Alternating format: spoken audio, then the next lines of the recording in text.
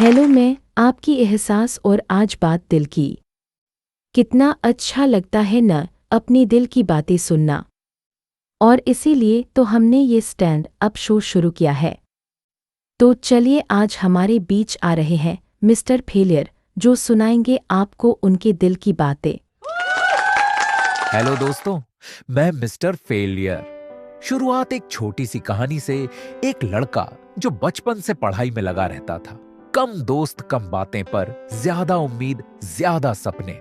लेकिन धीरे धीरे उम्र बढ़ने पर उसे समझ आया कि चीजें स्कूल कॉलेज की तरह सीधी नहीं होती।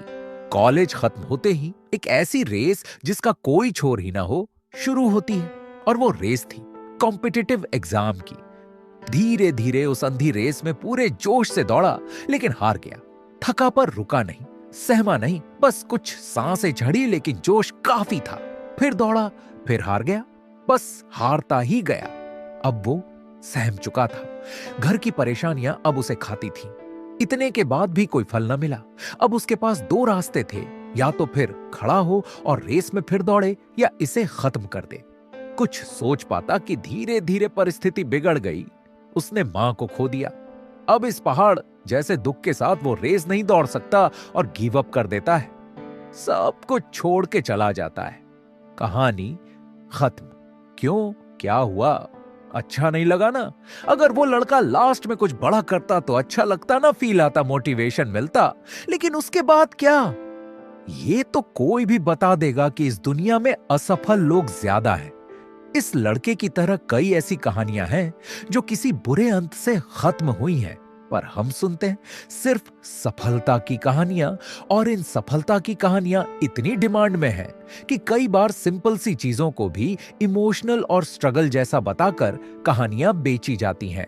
और इन कहानियों के खरीदार होते हैं हम और आप। किसी असफल इंसान की कहानी हमें मोटिवेट नहीं करती, इसीलिए हमें कोई दिलचस्पी नहीं होती सुनने में। जबकि सच्चाई यह है कि जितना असफलता का प्रतिशत है, कहीं ना कहीं उसके दायरे में हम भी हैं। सफल होने के बाद उसे कैसे उसकी कहानियां सुननी है, यह हमें पता है। लेकिन असफलता के बाद क्या करना है, यह किसी को नहीं पता। फिर बस पर फड़फड़ाने के अलावा कुछ ज्यादा बचता नहीं है।